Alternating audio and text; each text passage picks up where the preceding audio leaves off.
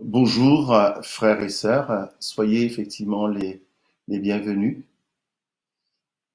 et merci pour ce temps que notre Dieu nous donne ensemble.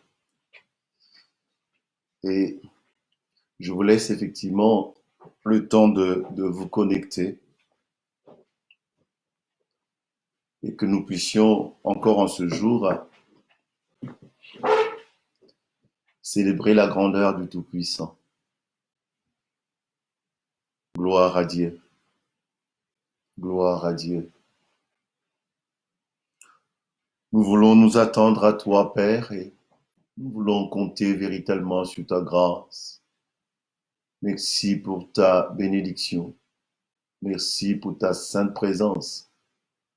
Sois encore celui qui conduit nos pas en ce jour. Oh, béni sois-tu pour ce que tu as fait, et gloire à ton nom pour tout ce que tu nous accorderas. Seigneur, conduis nos pas, écoute nos prières, laisse-toi trouver par tes bien-aimés en ce jour.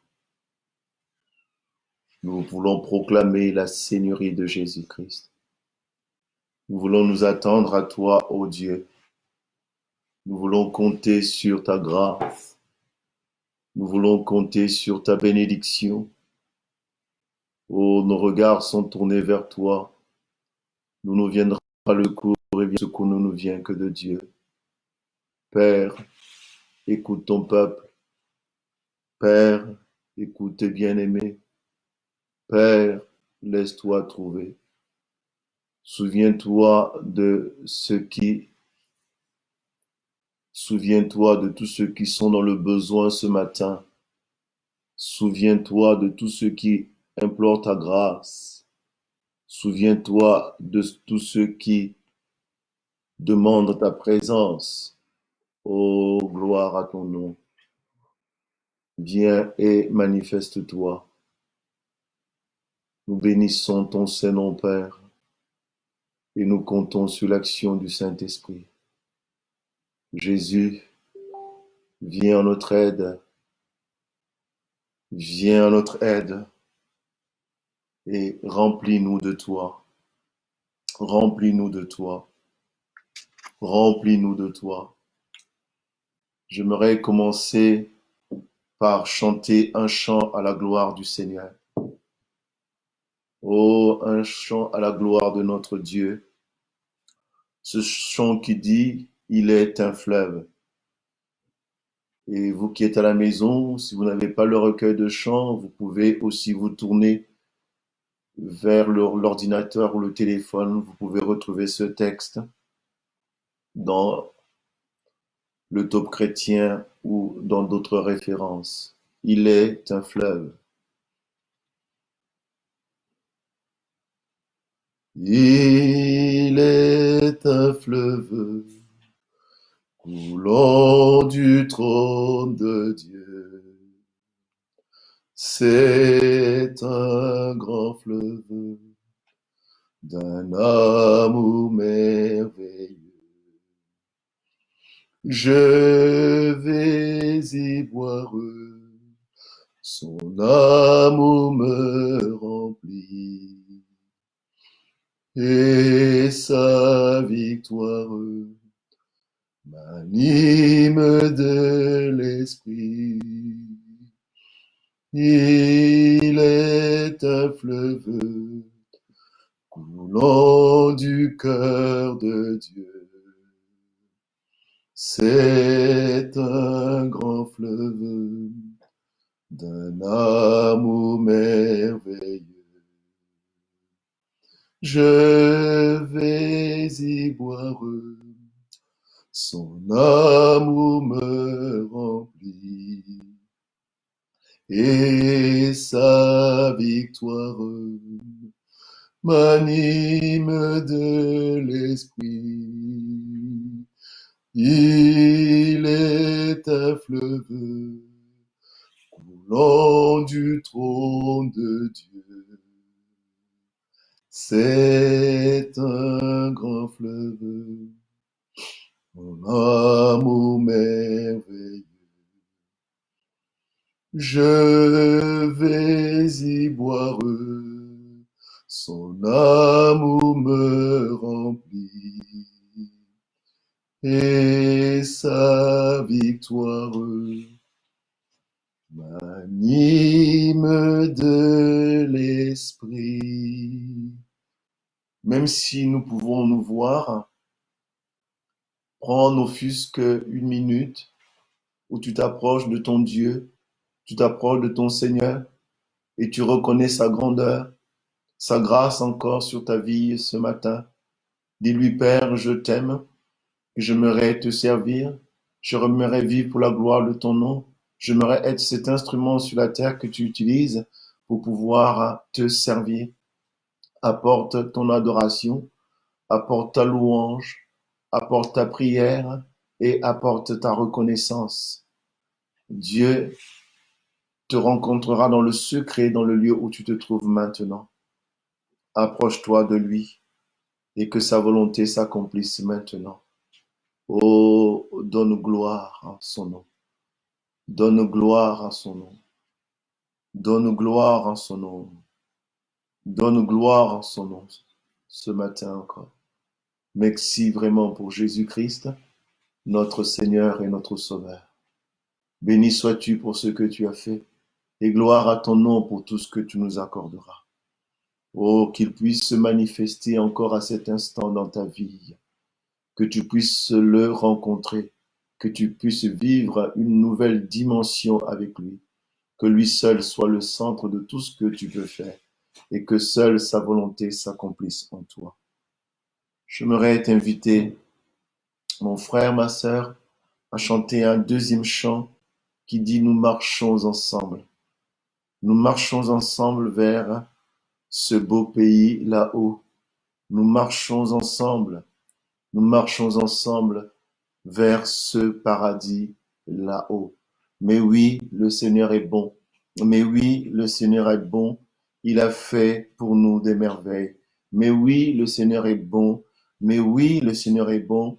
Je veux encore en ce jour, je veux encore en ce matin lui chanter tout mon amour. Nous marchons ensemble vers ce beau pays là-haut. Nous marchons ensemble vers ce paradis là.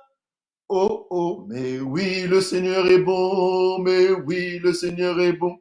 Il a fait pour nous des merveilles. Mais oui, le Seigneur est bon, mais oui, le Seigneur est bon. Je veux lui chanter mon amour. Quelqu'un nous attend dans ce beau pays là-haut. Quelqu'un nous attend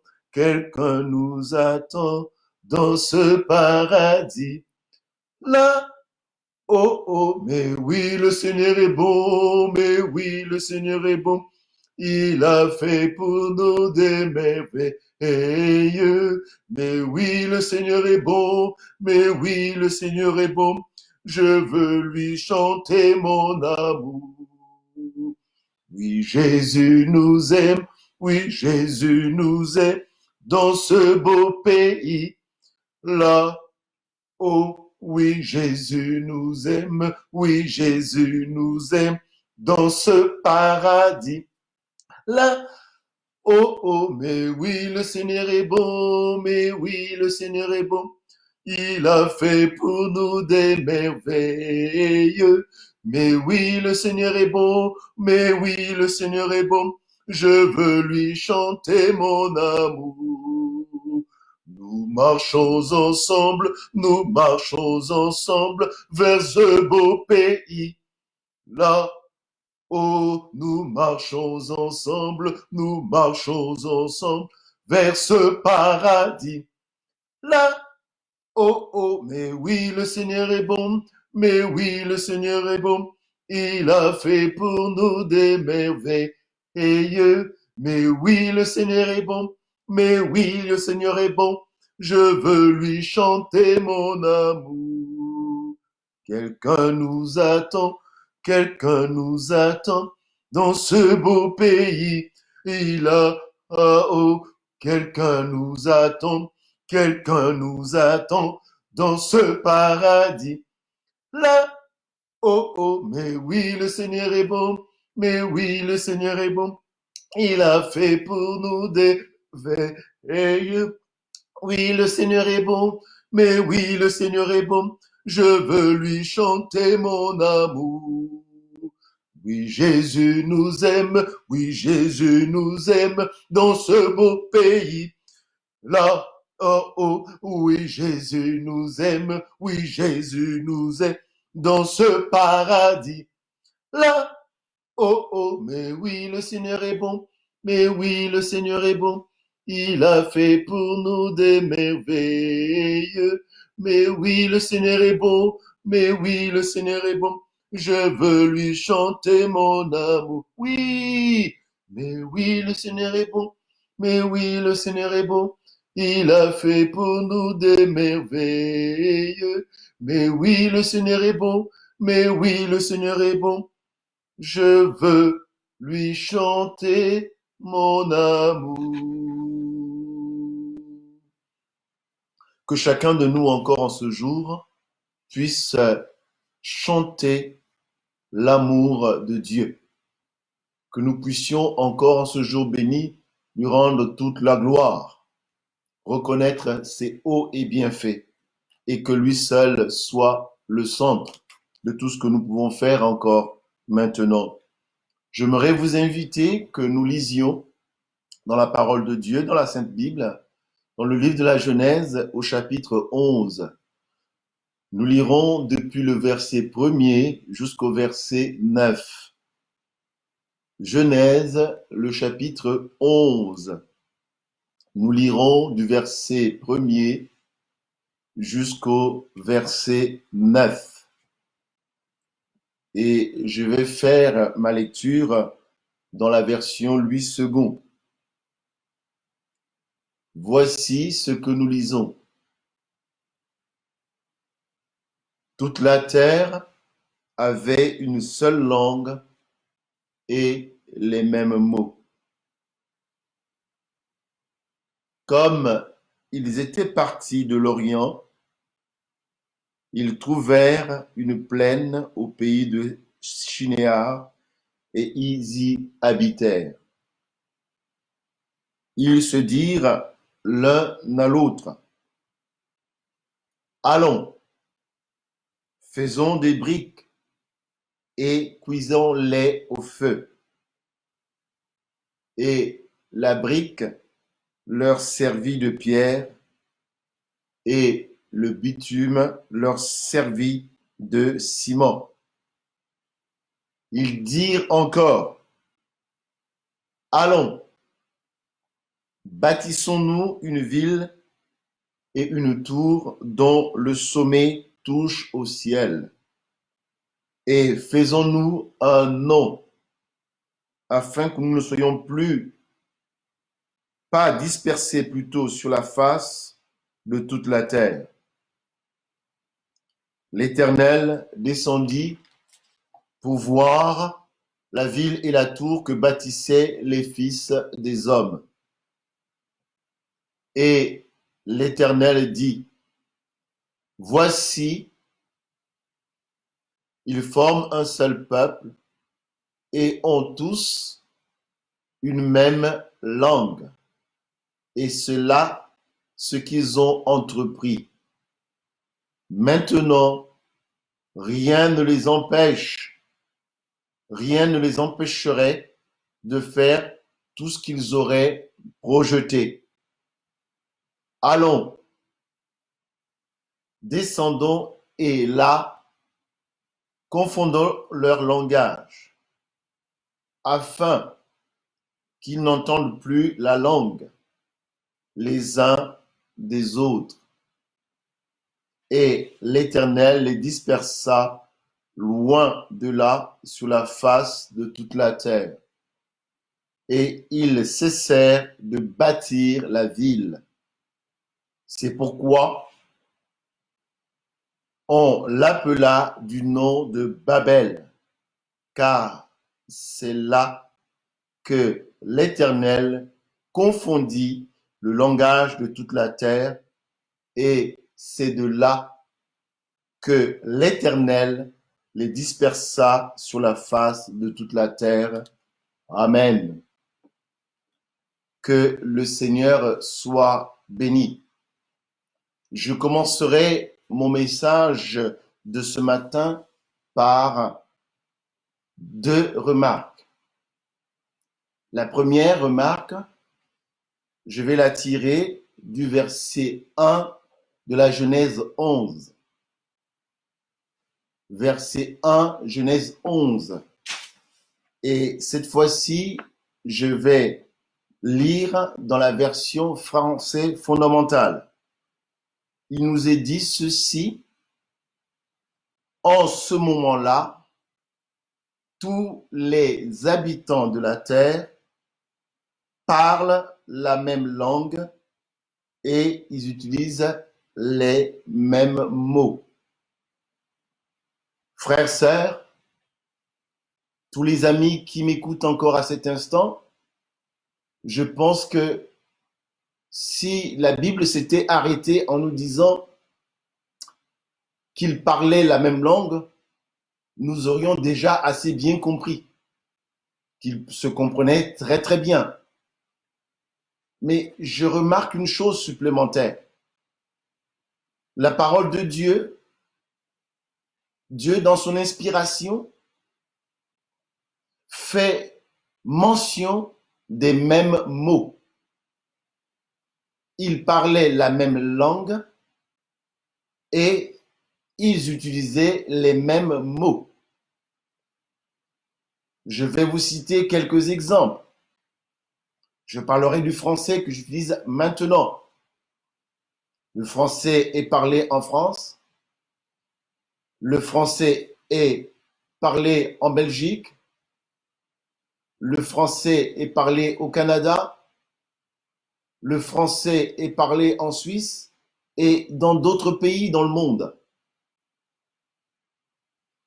Mais en France, nous disons voiture pendant que les Belges utilisent le mot automobile. En France, nous parlons de gasoil pour parler du carburant, pendant que les Belges disent diesel. Nous désignons les mêmes mots, nous parlons tous le français, mais les objets n'ont pas exactement le même mot. Voiture, nous disons voiture, les autres disent le même objet, automobile. Nous disons gasoil, le même objet, les autres disent diesel. C'est vrai pour le français, c'est vrai pour l'anglais. L'anglais américain n'est pas exactement l'anglais parlé en Angleterre, n'est pas exactement l'anglais qui est parlé en Irlande, et pourtant c'est pas très loin, n'est pas exactement l'anglais qui est parlé en Afrique du Sud, n'est pas exactement l'anglais qui est parlé au Nigeria et d'autres. Et pourtant, c'est l'anglais. Je vous citerai encore le créole. Le créole qui est parlé en Guadeloupe n'est pas exactement le même qui est parlé en Haïti, n'est pas exactement le même qui est parlé en Martinique, n'est pas exactement le même qui est parlé dans les îles de la Réunion. C'est la même langue, mais il se trouve que les mots pour désigner les objets ne sont pas toujours les mêmes. Donc là, la parole de Dieu nous dit qu'à cette époque-là, ils parlaient la même langue et avaient les mêmes mots pour désigner tous les objets dont ils utilisaient. Deuxième remarque que je me réfère, je la tire des versets 2 à 4. Et je vais encore relire Genèse 11 du verset 2 jusqu'au verset 4. Et encore cette fois-ci, je vais faire ma lecture dans la version français fondamental. Il nous est dit ceci. Un jour, les gens vont vers l'est. Ils trouvent une plaine au sud de la Mésopotamie et ils s'installent là. Ils se disent entre eux, allons, faisons des briques et cuisons-les au feu. Les briques leur servent de pierre et le bitume leur sert de ciment. Puis ils disent, allons, construisons une ville et une grande tour aussi haute que le ciel. Ainsi, nous deviendrons célèbres et nous pourrons rester tous ensemble.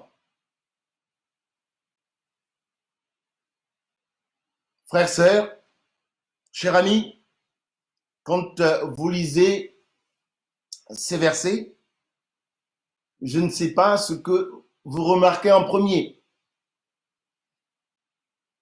Mais moi, j'ai envie de dire, waouh, quelle ingéniosité, quelle intelligence, quelle sagesse.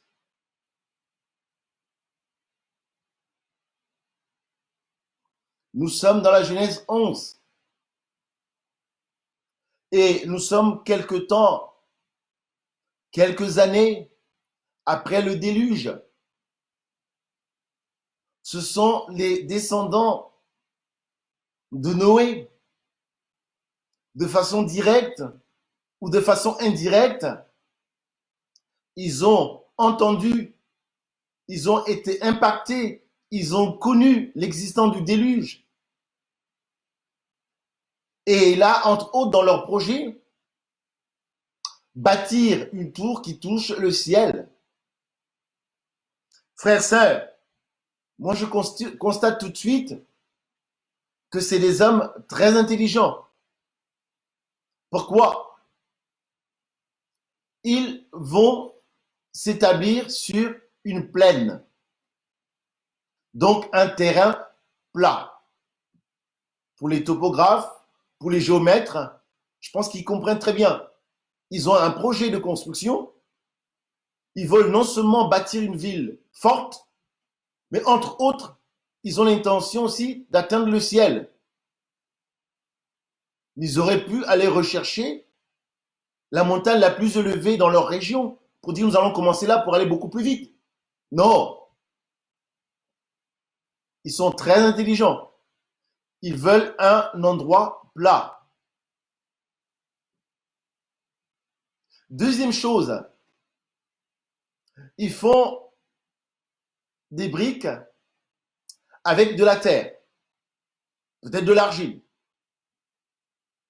Ils pouvaient s'arrêter là. Ils font cuire ces briques pour qu'elles deviennent suffisamment solides, deviennent de la pierre.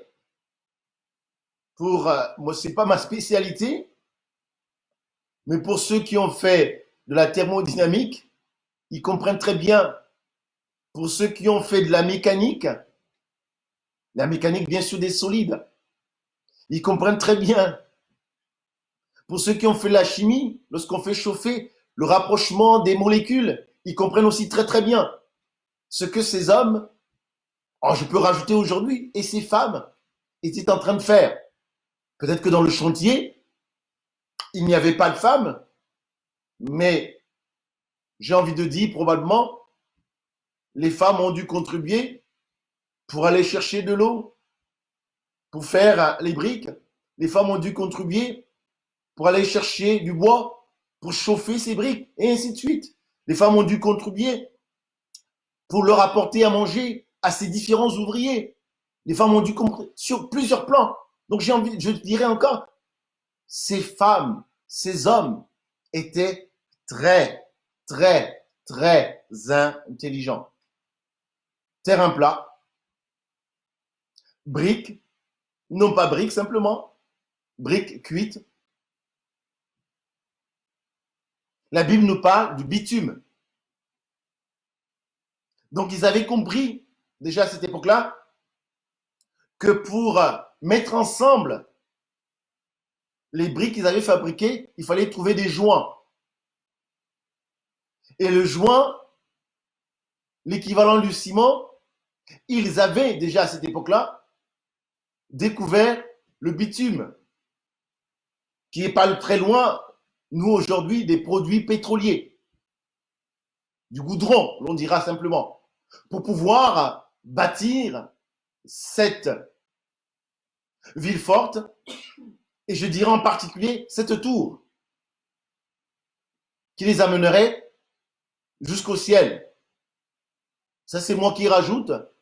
Peut-être que Dieu, malgré son alliance, malgré l'arc-en-ciel, malgré son engagement avec Noé, où il disait que plus jamais je ne ferai tomber le déluge, peut-être que Dieu fera encore tomber le déluge, mais en ce moment-là, comme nous serons au ciel, eh bien l'eau sera à nos pieds, nous ne pourrons pas couler.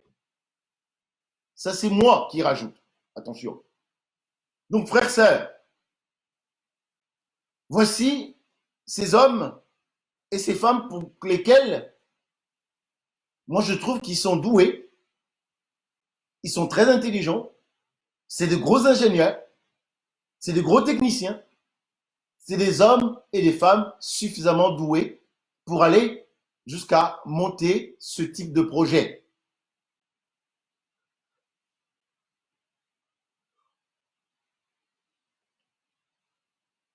J'ai oublié la date. Je ne sais pas quel dimanche nous sommes-nous aujourd'hui. Donc donnez-moi une seconde que j'aille rechercher le calendrier. Non, peuple de Dieu. Nous sommes dimanche 19 avril 2020. Nous sommes au 21e siècle. N'est-ce pas? Pour nous aussi, la science est très avancée.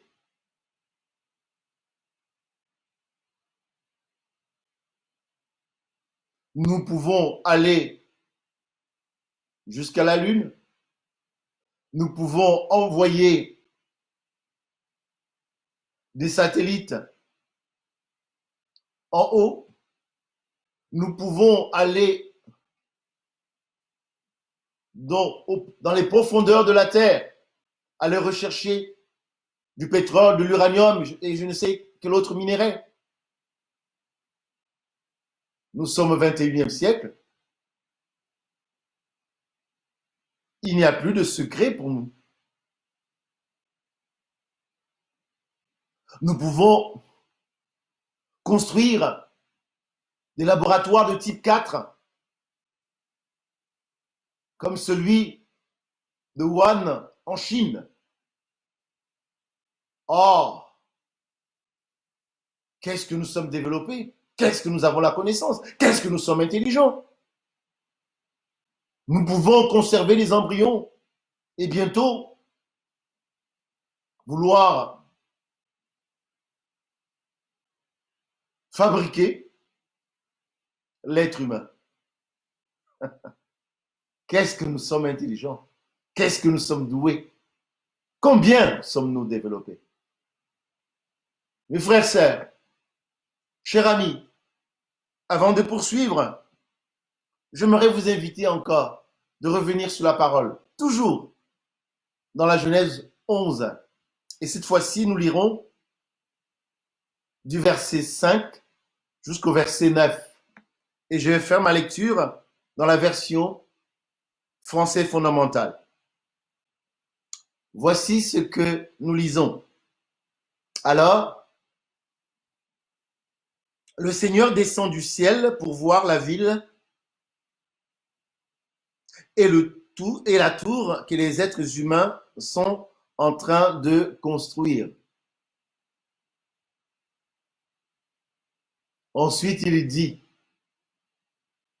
ils forment tous un seul peuple et ils parlent la même langue. Cela commence bien. Alors maintenant, jusqu'où vont-ils aller? Rien ne pourra plus les arrêter. Ils vont faire tout ce qu'ils veulent. Ah non, je vais mélanger leur ville, plutôt, je vais mélanger leur langage. Il faut les empêcher de se comprendre entre eux. Ah non, le Seigneur les chasse de leur ville et il les envoie un peu partout dans le monde. Ils arrêtent de construire la ville. C'est pourquoi on donne à cette ville le nom de Babel. En effet, c'est là que le Seigneur a mélangé le langage des habitants de la terre. Et c'est à partir de là qu'il les a envoyés un peu partout dans le monde. Amen. Frères et sœurs, je disais tout à l'heure, quelle date sommes-nous? 19 avril 2020, 21e siècle.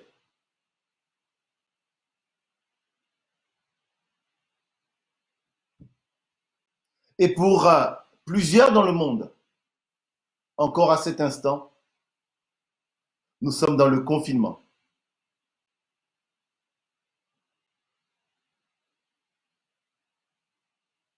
Est-ce que vous avez lu avec moi? Dieu a placé tous ceux qui étaient dans cette ville que l'on nomma ensuite Babel dans un confinement linguistique. Confinement linguistique. Confinement linguistique. Jusqu'avant que l'Éternel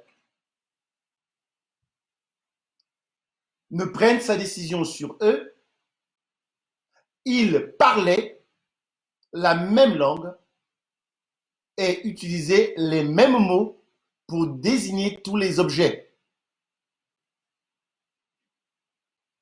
Mais le jour suivant, après la décision de l'Éternel,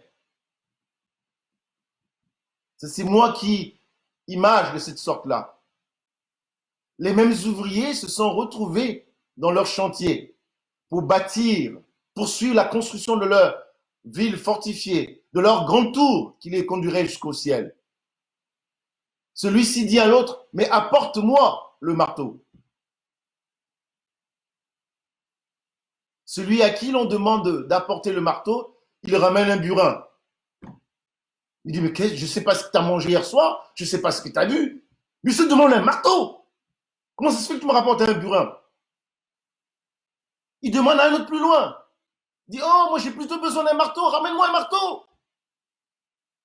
Et celui-là, au lieu de ramener le marteau, puisqu'ils n'ont plus les mêmes mots, ils n'ont plus le même langage, il ramène des clous. Alors là, il s'énerve encore plus. Il dit, c'est pas possible. On ne peut pas travailler avec vous. Vous ne comprenez rien. Mais qu'est-ce que vous avez? Qu'est-ce que vous avez mangé? Qu'est-ce que vous avez bu? Vous êtes insupportable. Et chacun a commencé à partir sur un domaine donné, dans un endroit donné. Et ils étaient tous dispersés. Ils ne pouvaient plus se comprendre.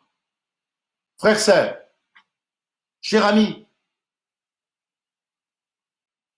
il existe une langue internationale, l'anglais.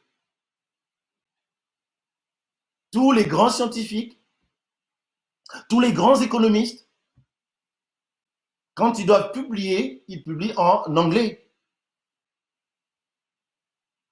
La langue internationale. Que tu sois chinois, que tu sois russe, que tu sois français, tous publient en anglais. Quand nous suivons les autorités du monde, je parle de l'ONU, je parle de l'OMS, je parle de l'UNICEF, je parle du FMI, et ainsi de suite. Quand ils communiquent en anglais.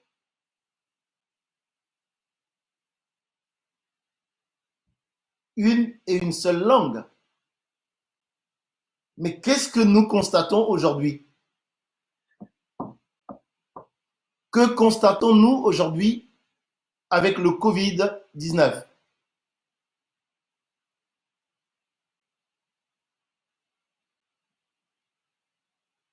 Plus personne ne se comprend. Plus personne ne parle la même langue. Je ne sais pas si tout le monde avait suivi, mais rien que la guerre des masques. La France en commande, les Américains passent derrière et rachètent tout. L'Italie qui était en difficulté, commande les masques, ça passe par un pays de l'Europe de l'Est, ceux là-bas, ils bloquent toute la marchandise. Il dit non, on va garder pour nous. Et pourtant, ce sont des États. Et en particulier en France, une région qui commande les masques, leur masque arrive, l'État réquisitionne, prend pour lui. Plus personne ne parle la même langue à cause du Covid-19. Confinement linguistique. On n'a pas besoin de nous enfermer. Mais à partir du moment où nous ne parlons pas la même langue, ben nous sommes chacun de nous enfermés dans sa langue. Ceux avec lesquels je communique ce matin, ce sont ceux qui comprennent le français. Mais pour d'autres personnes qui ne comprennent pas le français, même s'ils sont en train de suivre cette vidéo, même s'ils auront l'occasion de suivre cette vidéo après, on ne se comprendra pas. Je serai dans mon confinement, eux ils seront aussi dans le leur. Frères, sœurs, voici le confinement dans lequel se trouve le monde. Confinement linguistique. Les Américains chargent les Chinois. Les Français chargent les Chinois. Que c'est dans leur laboratoire, que c'est leur faute, qu'ils n'ont pas donné assez d'informations. Et pourtant, dans le G7, ce sont des grands amis. Dans le commerce, ce sont des grands amis. Et qu'est-ce qui se passe aujourd'hui? Le Covid-19, pape de Dieu. Le Covid-19, cher ami, a suffi pour que nous nous retrouvions dans un confinement linguistique.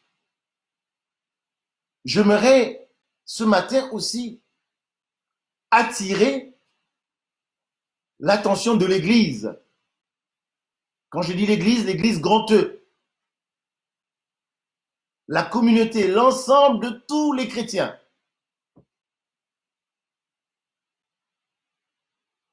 Au lieu de passer notre temps en vouloir faire des vidéos, les rendre encore plus jolies. Ah, qu'est-ce qui aura le message le plus fort? Mon frère, reviens à la vie. Qui doit éclairer le monde? N'est-ce pas nous, les chrétiens? Je ne parlerai pas des autres pays parce que je ne sais pas. Mais ici en France, le Covid-19 a commencé en Chine vers les mois de novembre-décembre 2019. Nous étions tous au courant qu'il est le serviteur de Dieu, qui a averti l'Église? Quel est le serviteur de Dieu qui a averti les autorités? Et quand cela nous arrive en France, les autorités, les gouvernants prennent des décisions en disant non, il faut arrêter les réunions publiques. Ah non, non, non, non, non, non, non. C'est du diable. Frères, sœurs, mais c'est à nous. C'est à nous d'éclairer les gouvernants. Je parlerai de la France. Tous, nous avons suivi. Pour ne pas dire tous, nous suivons. Le président de la République, il est tous les jours derrière le conseil scientifique. Il se déplace, il fait des voyages de 1000 kilomètres pour aller voir des hommes de science. Dites-moi, est-ce qu'il s'est tourné vers, je dirais, le conseil religieux? Je ne sais pas si tout le monde le sait, mais les présidents français ont l'habitude de consulter le premier responsable de l'Église catholique en France, le premier responsable de la Fédération protestante en France, le premier responsable de l'islam de France ou en France, peu importe. Alors dites-moi, nous avons suivi ou nous continuons à suivre dans les chaînes d'information. On fait venir des hommes politiques, on fait venir des journalistes, on fait venir des médecins, on fait venir des sociologues, on fait venir des psychologues. Est-ce que l'Église Grand E a été invitée sur un plateau de télé pour dire, mais que dites-vous? Que dit l'Église? Que dit Dieu? Frères, sœurs, frères, sœurs, chers amis,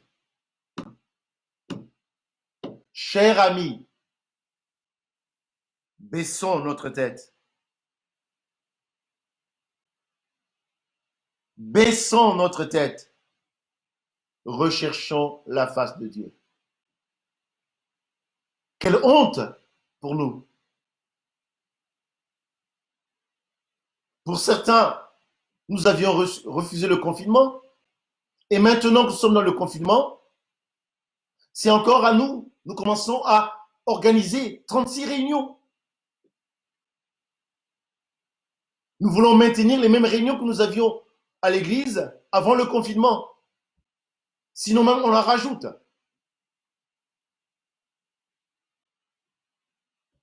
Lorsque l'homme de Dieu parle, la Bible parle des oracles. Les oracles, ce sont les paroles que Dieu donne pour son peuple. Croyez-vous, le Dieu de Jésus-Christ, le Père de Jésus-Christ, va se mettre à parler comme nous produisons du matin au soir, 24 heures sur 24, des messages et des messages et des messages et des messages. Je ne pointe pas les autres, je parlerai aussi de moi. Internet sur Internet, Internet sur Internet. Le Dieu de Jésus-Christ. Revenons à la vie. J'ai bien peur que le Seigneur nous dise, il nous a jamais parlé. Le Covid-19 nous a surpris parce qu'on n'a rien fait. On n'a ni annoncé. On ne s'est pas préparé. Et qu'est-ce qui se passe aujourd'hui? Je constate que l'Église court derrière le Covid-19 et son confinement. Les événements nous imposent un agenda.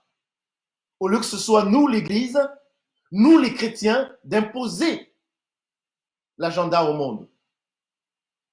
C'est à toi, c'est à moi, c'est à l'Église. Oui, nous n'avons pas vu la vague arriver. Nous n'avons pas vu le Covid-19 arriver. Nous n'avons pas vu le coronavirus arriver. De grâce, si nous sommes avec Dieu, mais annonçons à ce monde la sortie de cette vague. Au lieu de se mettre à multiplier des actions, allons vers Dieu, consultons l'Éternel, demandons-lui comment sortir de ce Covid-19. L'Église doit répondre. Frère, sœur, si tu es enfant de Dieu, tu dois répondre. Devant nous,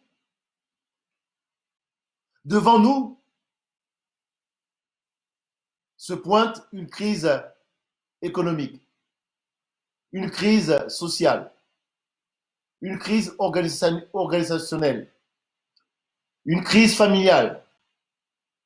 Les Chinois qui sont sortis les premiers du confinement, il y a eu plus de la moitié des divorces à la suite. Peuple de Dieu. Peuple de Dieu, c'est à nous d'éclairer le monde ou c'est à nous de courir derrière le monde? C'est à nous de prophétiser ou c'est à nous de courir derrière les situations? Je veux que tu reviennes à la vie. Que tu reviennes à l'essentiel. Que tu reviennes à ce qui est central. Que tu reviennes à ce qui est prioritaire. Que tu reviennes à ce qui est primordial. Aller vers Dieu. Que dis-tu? Que dis-tu? Nous n'avons pas besoin de 36 messages. Nous avons besoin d'écouter Dieu. Dieu, que dis-tu? Nous n'avons pas besoin d'organiser, réorganiser des réunions. Nous avons besoin de dire, d'écouter Dieu, que dis-tu? Notre Père céleste, il est omniscient, donc il a toute la connaissance. Il aurait pu envoyer Jésus aujourd'hui, faire naître Jésus au moment où il y a Internet. Comme ça, Jésus, en un endroit, je ne sais pas si vous avez déjà connu cela, mais moi qui vous parle, je suis converti depuis un certain nombre d'années, je sers le Seigneur depuis une trentaine d'années. Nous avons connu des campagnes d'évangélisation dictées depuis les États-Unis par des évangélistes internationaux. Donc lui, il prêchait et la diffusion était faite dans le monde par satellite. Donc Dieu, qui est omniscient, aurait pu choisir ce moment. On dit, mais je vais envoyer le Fils sur la terre quand il y aura les satellites, il y aura Internet, il y aura tout. Comme ça, Jésus se placerait à un endroit, peu importe, que ce soit en Israël ou ailleurs, il annoncerait le message et le monde entier se convertirait.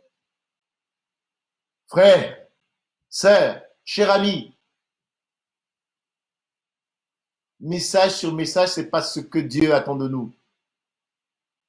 Dieu attend de toi, Dieu attend de moi que nous revenons à lui.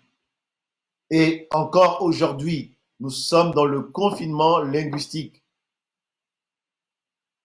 Le Covid-19 a suffi pour que le G7 explose. Le Covid-19 a suffi pour que ces grands pays, les États-Unis, la Chine, la France, la Russie, le Canada, la Grande-Bretagne et autres, ne peuvent plus s'entendre. Ils ne parlent plus la même langue. Le Covid-19 a suffi.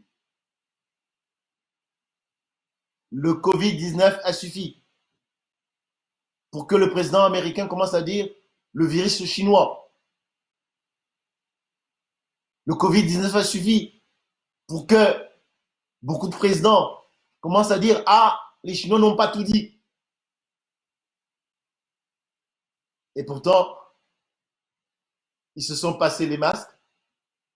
Quand ça chauffait en Chine, la France avait envoyé. Quand ça chauffe en France, la Chine a envoyé. Ils se sont échangés les médecins. Ils se sont échangés la connaissance.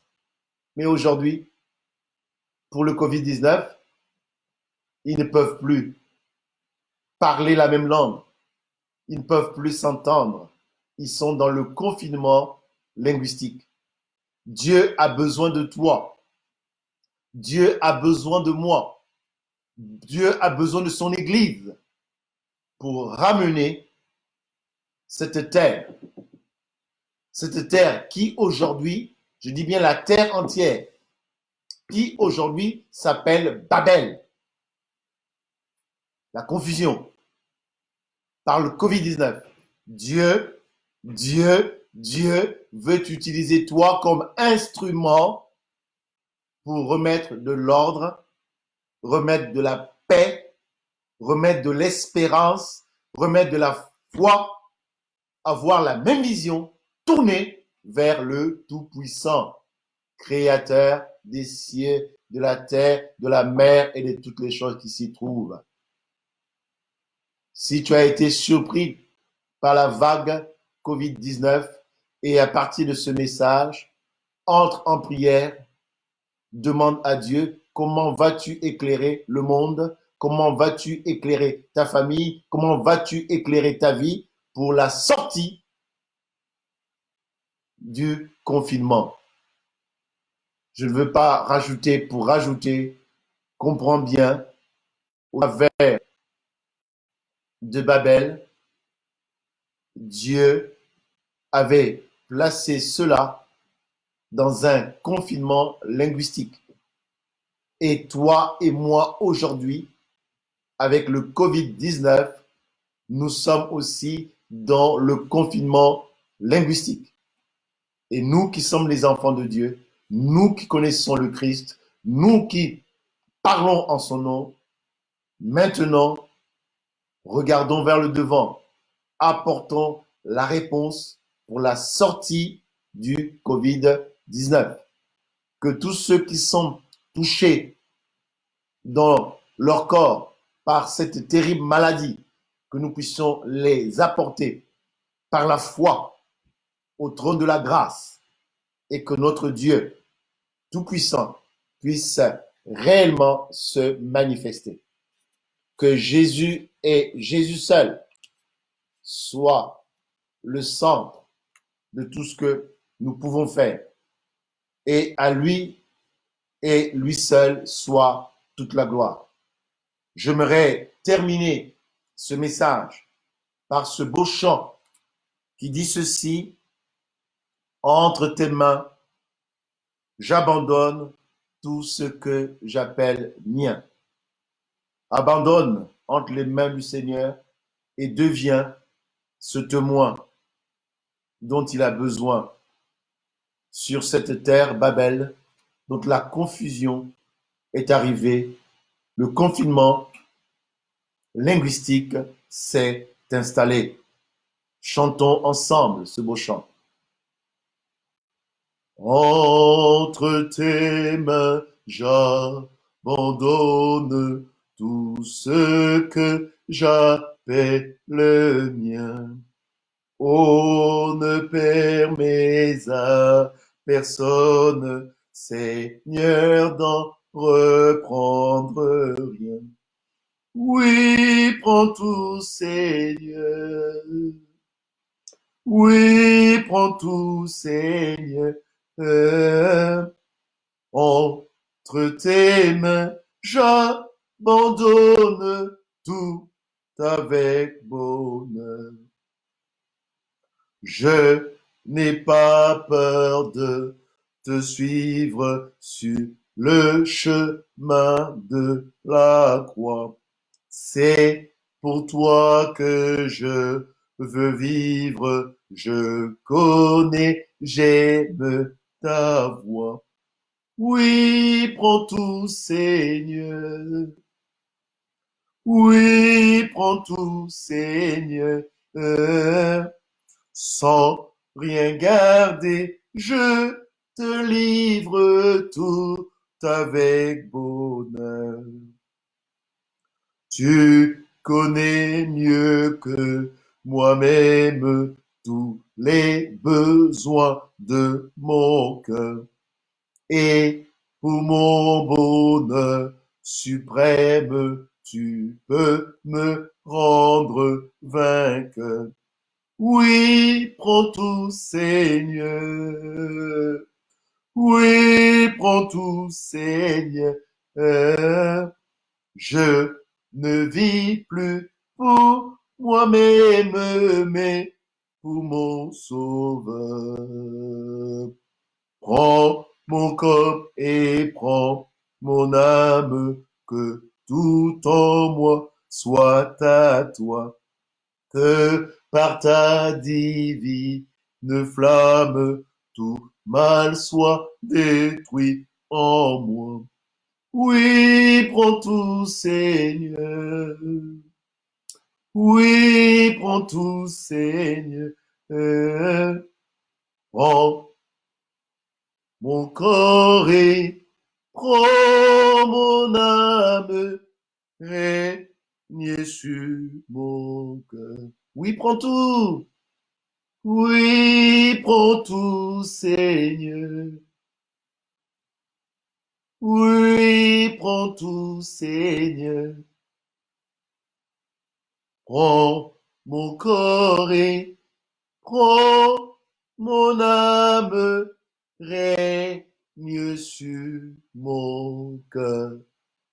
Que l'Éternel puisse régner sur nos cœurs et que nous fassions sa volonté et que nous puissions annoncer à ce monde, que nous puissions annoncer à Babel la sortie du confinement linguistique. À Dieu soit toute la gloire. Soyez pleinement bénis au nom de Jésus. Amen.